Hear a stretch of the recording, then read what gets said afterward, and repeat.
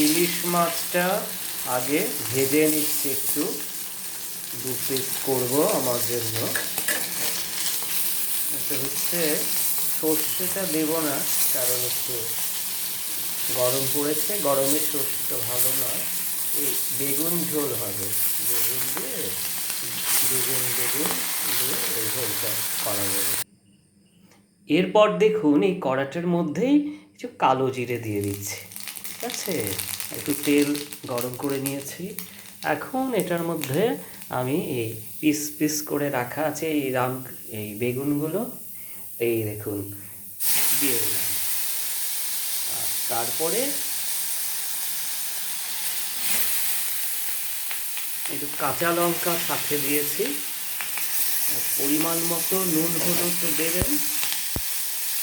আর এটা আমার স্পেশাল অভিজ্ঞতা, টেস্টটা বেড়ে যায়।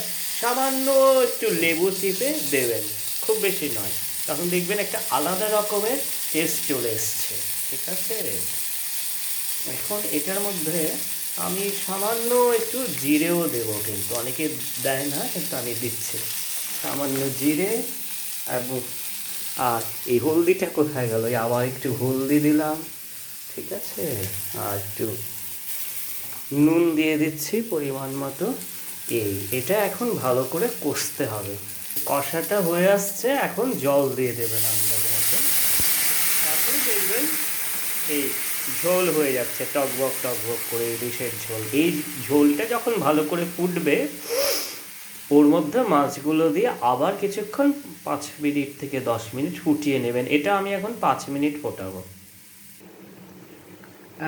এই দেখুন আমার ঝোলটা হয়ে যাচ্ছে, কেমন টকবক করে ফুটছে। এখন এর মধ্যে আমি 2টো মাছ দিয়ে দিলাম, মাছের পিস। আপনারা যতটা বানাবেন ততটা দেবেন, আমি একা তো তাই 2টো দিলাম। আর কাল আবার নিয়ে আসবো সর্ষ ইলিশ। এটা এইভাবে কিছুক্ষণ থাকতে থাকতে হয়ে যাবে। এই দেখুন কি চমৎকার কালার এসেছে। আর এত ভালো লাগবে না খেতে, যে এটা খেলে আর কিছু খেতেই চাইবেন না, এটা গ্যারেন্টি। এটা হচ্ছে জেডি গ্যারেন্টি।